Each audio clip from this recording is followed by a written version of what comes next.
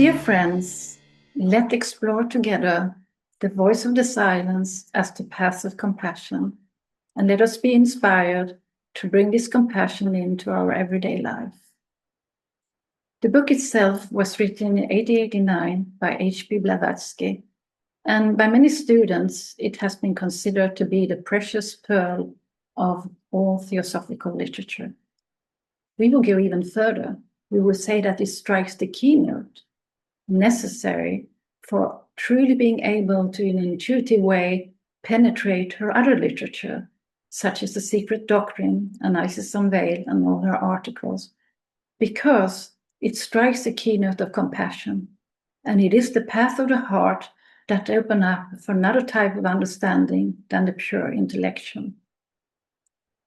We may not at all, understand the terminology when we first encounter the voice of the silence, but there is something in this beautiful poetry that awakens our soul memory.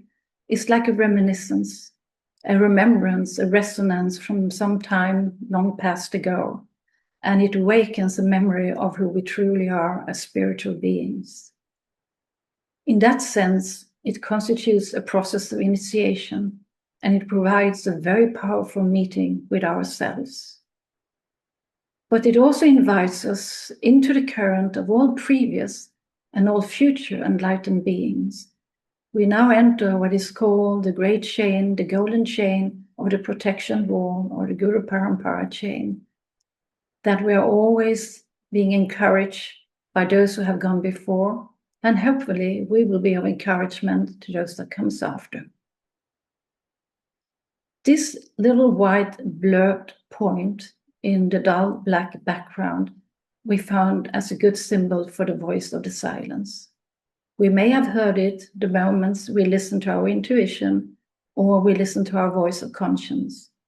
But mainly it starts to get itself more heard when we decide to ask those important questions in life, like, who am I? How does it all work? And what is the purpose of my life? But we also know in our everyday life, filled of stress, filled of all kind of troubles and tasks we have to take care of, and the global situation with all its environmental problems, political problems, wars, etc., that it's very hard to discern this voice, the voice of the silence, because of all the static noise. It's constantly disturbing, and it's just like a very faint voice in the beginning. Now, the book is divided into 3 fragments, and for this talk, we have chosen to give them 3 different keywords: seek, find, and share. So fragment 1, which is called The Voice of the Silence, has the keyword seek. This is a type of preparation. We have to find out who we truly are as spiritual beings. We have to move from what is called pratyahara to dharana. Pratyahara, extremely simplified, is when we are totally controlled by our senses. For example, I walk down the road, I walk past a Starbucks cafe, I smell the lovely smell of freshly brewed coffee, and I say to myself, oh, I need a coffee. A couple of seconds later, I remind myself that I have just finished my breakfast, I just had my cup of coffee. But this is a little bit how the senses works. It makes us think that we desire something before even we knew of its existence. So we have to be able, in that sense, to practice dharana, which is the focusing of the mind. Is concentration the first step in all true meditation? So the first important question to focus on is, who am I? And why is it so hard to find out who I really am? What is the main obstacle for it? And the voice of the silence has the beautiful answer: the mind is the great slayer of the real. Let the disciple slay the slayer. So in order to be able to slay the slayer, we need to understand how that mind works. And here is one attempt to try and understand it.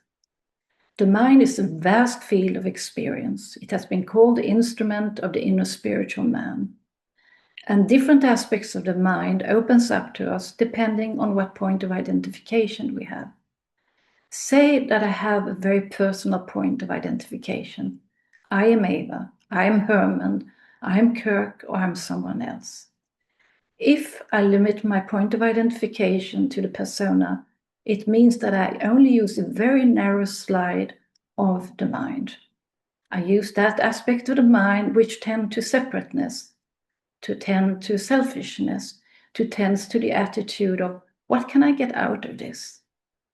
Now, as we begin to walk the spiritual path, we begin to identify with something else. We begin to see that there is that thing called individuality, which comes from the word individus, which means indivisible. It gives a sense of I am I. I am I, whether I'm a baby, I'm a teenager, I'm a mature person, or I'm in old age. There is that golden thread that runs from birth to death, but also beyond, from life to life to life, until we are fully realized as spiritual beings.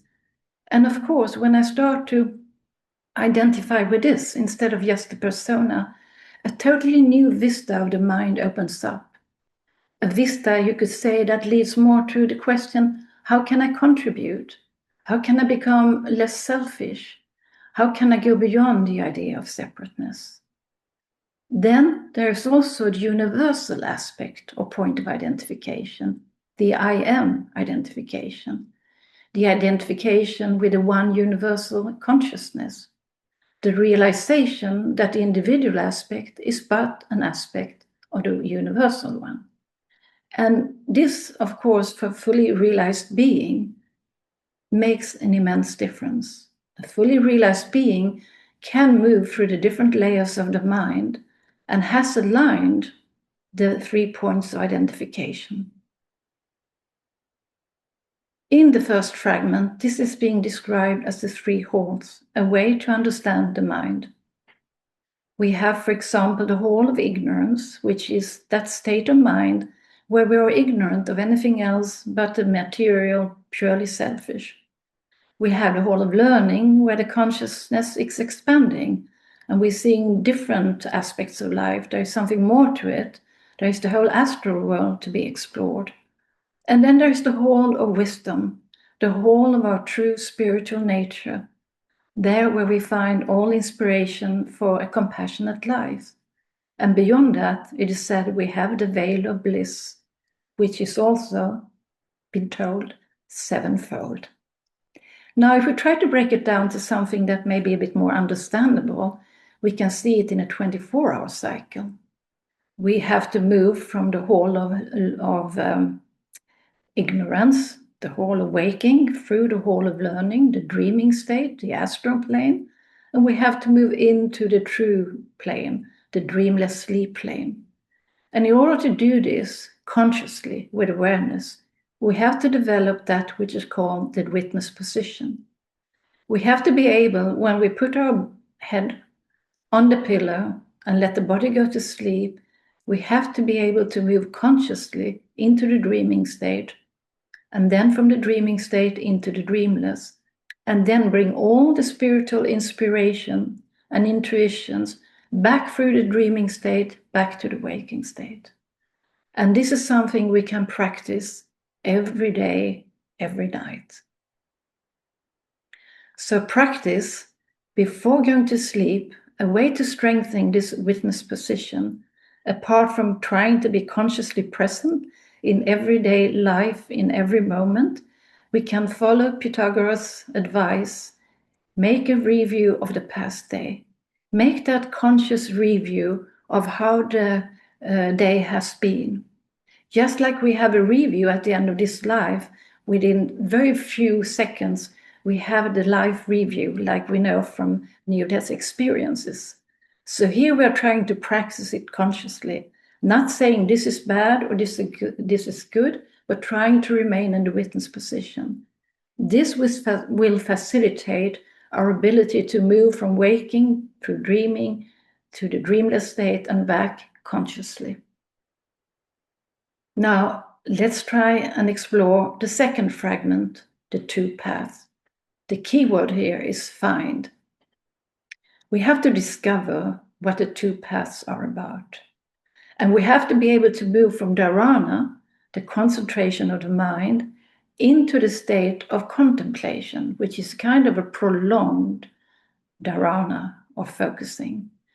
For example, when we study metaphysical literature, we don't only have to be able to focus on what we are reading, but we actually have to try to penetrate into the words, into the ideas themselves, in order to understand what they truly mean, what it means from an intuitive perspective.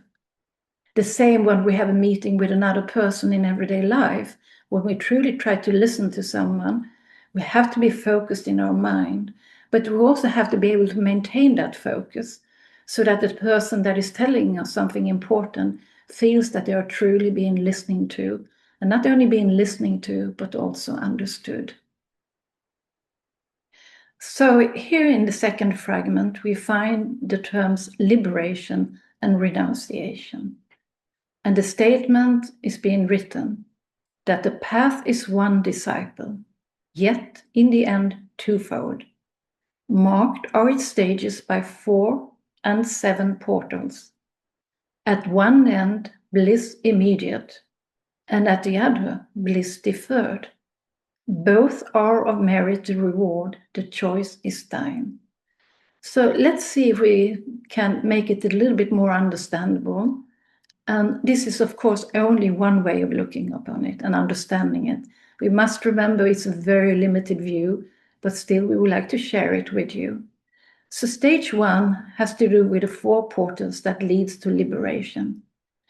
From a 24-hour perspective, we have to be able to consciously transition without losing our conscious awareness from the different states that we talked about before. So going from waking, dreaming, dreamless sleep, turiya, and back. Now, when we're able to do that, we are also being able to train ourselves to go from one life to the next life and to the next life consciously, until we have, you could say, worked out all our karma. And then such a being that has achieved this has the right to the bliss of nirvana and can choose to go into nirvana to realize their individual bliss. Now, stage 2 has to do with renunciation and the 7 portals. Such a being as a bodhisattva of compassion, or sometimes called a Nirmanakaya, has also have to go through the first stage of liberation. But instead of then choosing to go into nirvana for the individual state of bliss, they choose to remain until every other sentient being has reached the same point. Now, the 7 portals are portals which behind them each is an occult force that emanates straight from the 7 Dhyani Buddhas, or the 7 different aspects of one universal consciousness.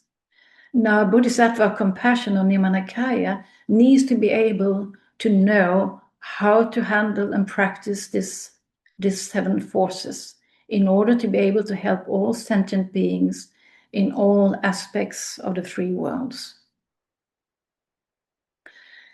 To sum it up, a Bodhisattva of compassion is thus a being that has transcended both samsara and nirvana, has transcended all material desires, but also the desire for spiritual individual bliss.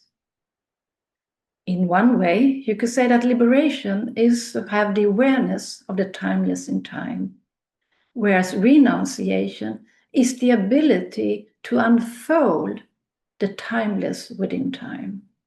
It means that a bodhisattva needs to be able to bring with it the timelessness and operate from that timelessness in order to help all sentient beings.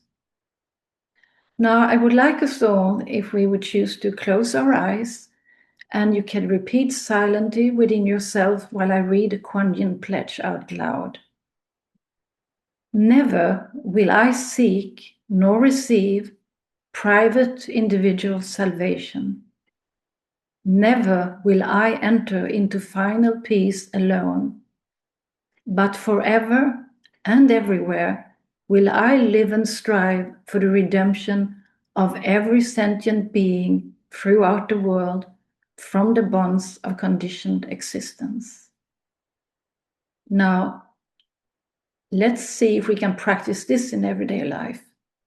Now, one way is to reinforce your pledge and let it be the last thought before going to sleep, and also the first thought when you wake up.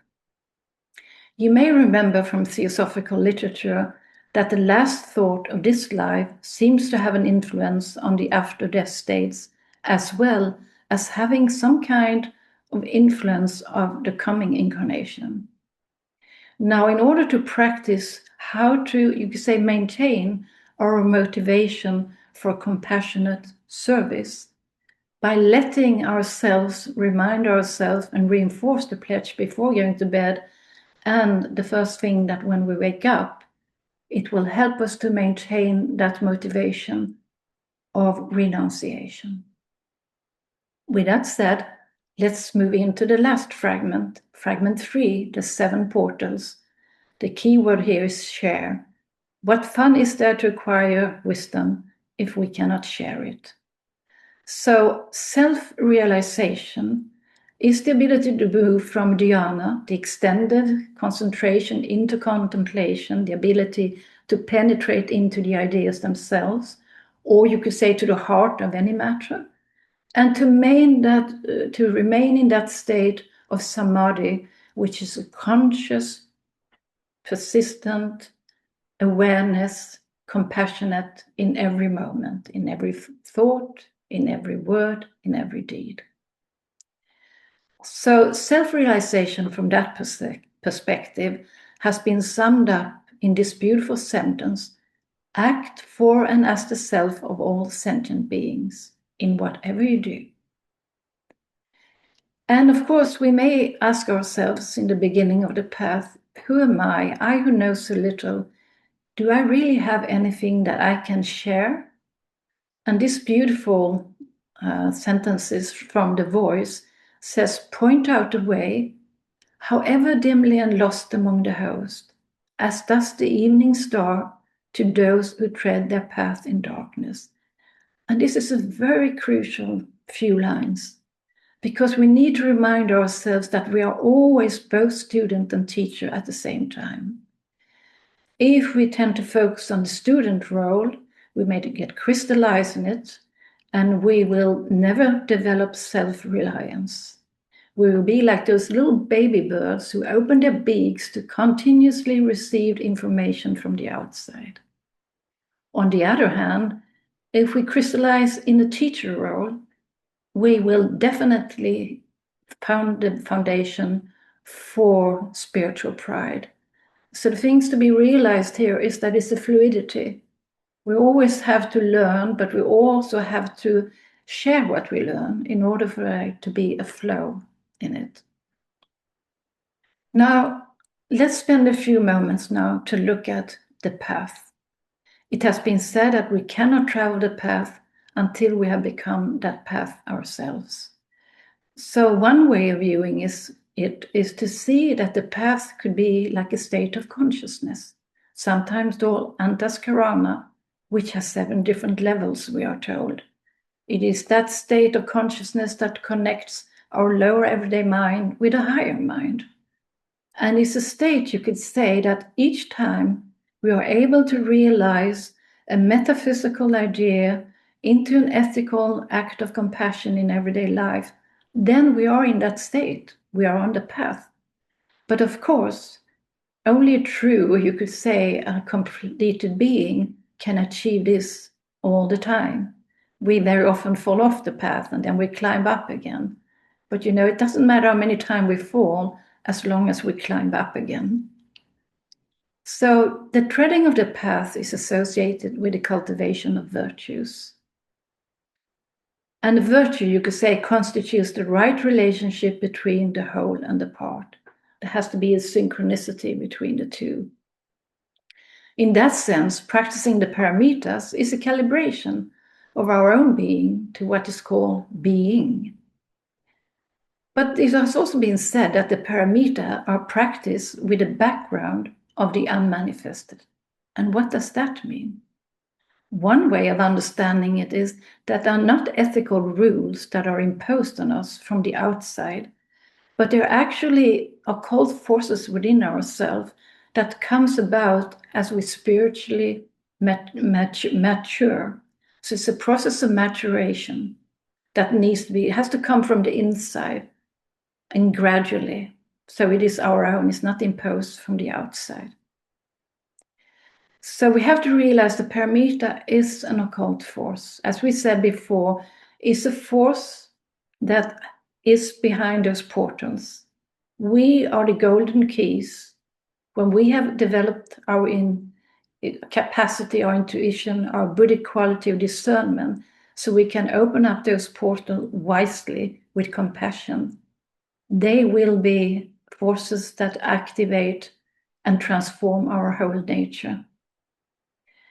The pledge that we have taken makes a focus that is stronger. It gives what is called an intensified karma, and we will see how this works. But keep in mind, it's a process of transformation necessary. Everything that is not compatible to the aim that we have to practice these paramitas or occult forces will come up to the surface. That is, it will come up to become conscious in our own mind in order that we can start to transform it. So let's look at the paramitas one by one.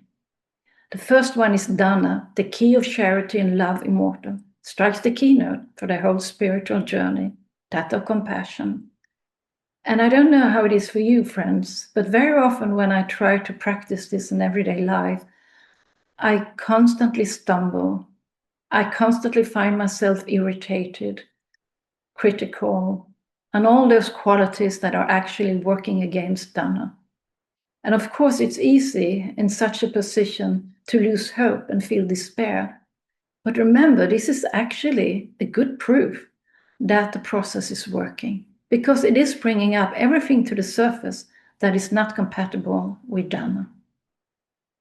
The same with Shila, the key of harmony in thought, word, and act.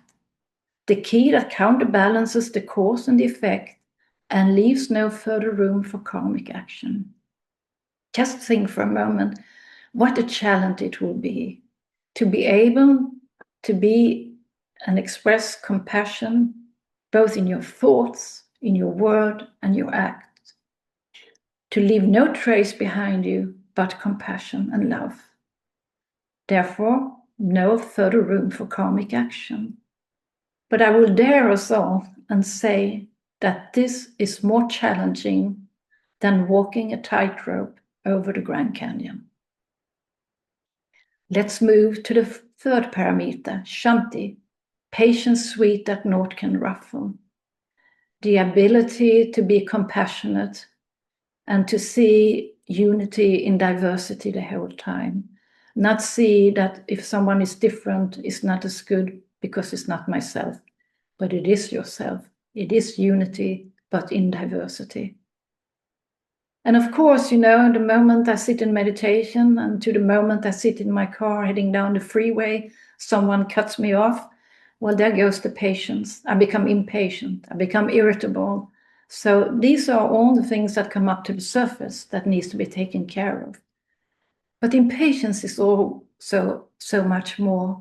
Impatience is the inability to stay in the present moment, whereas patience is the ability to stay in the witness position. Is the ability to be here and now continuously. And here comes the fourth paramita, that of Viraga, indifference to pleasure and to pain, illusion conquered, truth alone perceived, transcend likes and dislikes. This is the paramita of balance. You've had 3 before and you have 3 after. So here it can go both ways. It can go up or down, my friends. And I would just like to challenge you. So if you go back to the moment when you woke up this morning and until this point where we're at now, how many likes and dislikes have you been able to detect in yourself? Probably quite a few. All from the point of view that the coffee is not enough strong, I like marmalade, I don't like cheese, I like something else and this and that. So it's a tremendous, tremendous task to transcend likes and dislikes. It is that capacity to transcend the three gunas, the three qualities of sattva, rajas, and tamas, and move into nirguna. It's also the ability to do like what is described in the fourth book of Patanjali, the isolation of the modifications of the mind so it doesn't affect the soul. And when that takes place, even if it's just for a moment at a time, in those moments when we are actually able to transcend our personal self likes and dislike and do something out of compassion for another human being, then what we find is that Virya, this dauntless energy that fights its way to the supernal truth out of the mire of life's terrestrial, it is this very force of divine will, the very force of Kamadevi compassion that makes us transcend all our likes and dislikes and to move in, you could say, to another state, a state of Dhyana, whose golden gate, once open, leads the Nardro towards the realm of Sat Eternal and its ceaseless contemplation. Of course, when these paramitas are described, they are described from the point of view of perfection or perfectibility. But we have also to see that each moment that we are capable of experiencing this are golden moments. It's also important to be charitable towards your own personality, to see yourself as a guiding force for that personality so it can move in the right direction and be transformed into a useful instrument for the inner spiritual being. So those moments is the ability to have a ceaseless contemplation of what is truth. And that is blossoming forth as Prajna, divine wisdom, even that sevenfold, we are told. And the force to unlock that is the key to which makes of the man a god, creating him a bodhisattva, son of the Dhyanis. And so this is the spiritual potential of each one of us, and which is in the heart of all sentient beings waiting to be realized. So practice for this in the beginner state is to focus on one paramita for each day of the week. In doing so, we are reminded of the old saying that the way to realize something is to continuously dwelling upon it. So when we have this paramita as a keynote, one for each day of the week, or however we want to practice it, it tends to activate that force in ourselves. And in this way, it will aid us in the process of realizing it. So again, please close your eyes and listen to one of the most beautiful quotes from the Voice of the Silence, from the third fragment. Compassion is no attribute. It is the law of laws, eternal harmony, alaya self, a shoreless universal essence, the light of everlasting right and fitness of all things, the law of love eternal. The more thou dost become at one with it, thy being melted in its being, the more thy soul unites with that which is, the more thou wilt become compassion absolute. So whenever we have those moments of despair, it may be wise to remind ourselves of the master's words from the Mahatma letters. Try, ever keep trying. And as references for this talk, we have used The Voice of the Silence by HBB, The Secret Doctrine with its diagrams and stanzas, also from HBB, Studies in the Voice of the Silence by B.P. Wadhya, The Creative Silence by Rohit Mehta, Patanjali's Yoga Aphorism in the rendition of William Quan Judge, and The Science of Yoga by Mr. Timely. So thank you for being patient and listening so attentively. Thank you.